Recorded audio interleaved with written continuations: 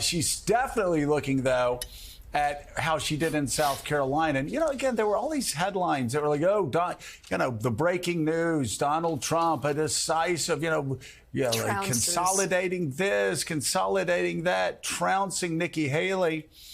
I mean, they're looking at this like it's 2016, and this is the first time Donald Trump has run. He is the incumbent. He's about to be the 3-time incumbent for the Republican Party as far as nominations go. And he lost 40%. That would freak out any politician I ever served with if they had been around for, 8 years?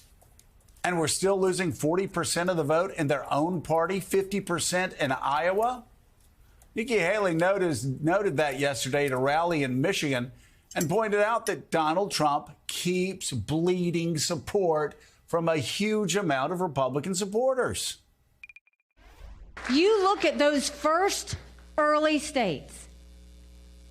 They can say Donald Trump won. I give him that. But he, as a Republican incumbent, didn't get 40% of the vote of the primary.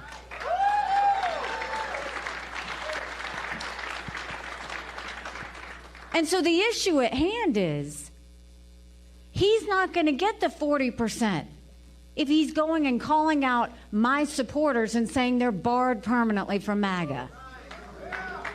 He's not going to get the 40% by calling them names. He's not going to get the 40% by trying to take over the RNC so that it pays all his legal fees. He's not going to get the 40% if he is not willing to change and do something that acknowledges the 40%. And why should the 40% have to cave to him? And why is it 40%? Eugene, in part because he keeps saying asinine things. I mean, every day he's out there. He either forgets who the president of the United States is, thinks he's running against Barack Obama, thinks Nikki Haley was Speaker of the House on January the 6th, or, as Nikki Haley herself pointed out, a couple of days ago saying, black people support me, they support Trump because I have a mugshot. They can relate to me. That's basically what it was.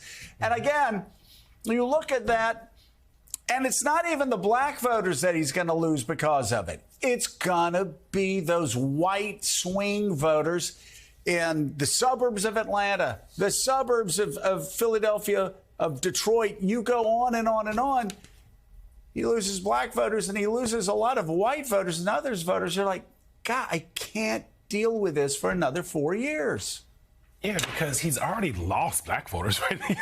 He might get a little bit more this year, maybe because of other things, other reasons that have nothing to do with really Donald Trump. He's not going to win black voters. It is these white women in the suburbs in these swing states that Republicans have been worried about for a very long time, and that over and over again they have run from. Abortion does not help them in that case, right? Those women are running away from them. These kinds of things that he's saying also are why the 60% like him, right? Nikki Haley's right. That 40% should be concerning. He's in this weird quasi-incumbent role, but he is still winning the primary. And that is her problem, is that she's trying to go from A to C without B, and B is the primary, right? C would be the general election. She would probably do really well in a general election based on the groups that she's been able to cobble together. But Donald Trump continues to win over and over again because the folks that like Donald Trump like the chaos. They like the kinds of things that he's saying. They want, they have over and over when I talk to them, when you go to rallies or you talk to people who support Donald Trump, what they'll tell you is they want to say things like that. They want to say whatever's on their mind without anyone coming back on them. And that's just not how culture or society works. And when you look at these numbers, the concern isn't he's going to lose the primary, it's the general election, right? His team is looking at that and saying and should be saying to him, sir, there are things that we need to change here and fix here in the language, because in the general election, there are warning signs over and over and over again. These Republicans that are saying they're not going to vote for him in November, that should be a warning sign. The amount of people who are looking at the things that he's saying and saying, you know what, I'm going to sit out. I'm a Republican. I can't do this again. I heard that a lot in South Carolina when I was there. People saying, I voted for him in 2016, I voted for him in 2020, but I am done. I'm not voting for him, and I'm not voting for Joe Biden. So that's what Republicans should be concerned about and worried about. And the Trump campaign doesn't seem concerned about that, but they should be. Wow. I like it when Eugene does the Trump advisors thing, and he very pointedly has "sir." He always starts with "sir." That's how because has to be addressed. Because he make sure that he gets that in there, because Trump only likes. That's how foreign leaders address him. Also, they always call him "sir." Vaughn, my question for you is this, right? So, Michigan primary tomorrow, right? Super Tuesday, not there after. Donald Trump's going to be the nominee, going to have his 1,215 delegates are locked up by the middle of March. We'll see what happens with Nikki Haley. We can talk about the question of the no labels thing on a separate track. But here's the thing Donald Trump has coming up after Super Tuesday. He's now got a court order. It says he's got to pay a lot of money, almost $500 million. Letitia James says, we would like to have that money now, please, and thank you. He does not have that cash on hand.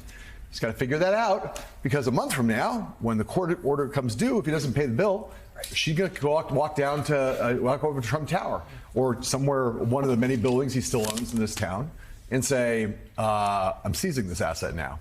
I'm seizing that asset now. As Trump locks up the primary and takes over the RNC, as we learned today, Rana's out, the cash crunch is coming right after the moment of triumph. Is the, how am I going to pay this bill?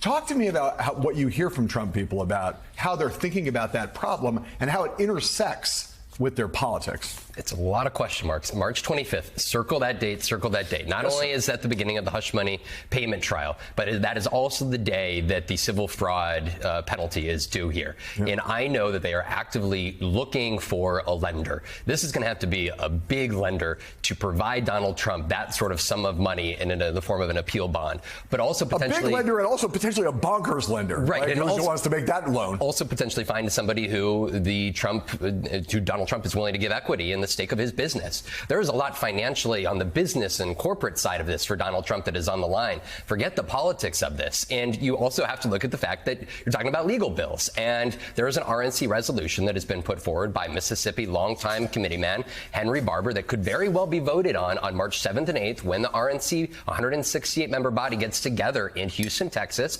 March 7th and 8th, in which they would prevent the RNC from giving any money, any of their resources to pay for Donald Trump's legal bills. We have already seen over the course of the last 2 years more than $80 million be spent from his allied super PACs to go towards his legal bills. There is a lot that he owes already, a lot that he's going to owe into the future. And so for Donald Trump, it's complicated, and his team is wholly cognizant of that. And for them, it's easier to pull up and say, look, we win in South Carolina and the voters are on side. And hey, come November, if they win, they may very well be right. But in the meanwhile, this is a big 9 months ahead of financial obligations.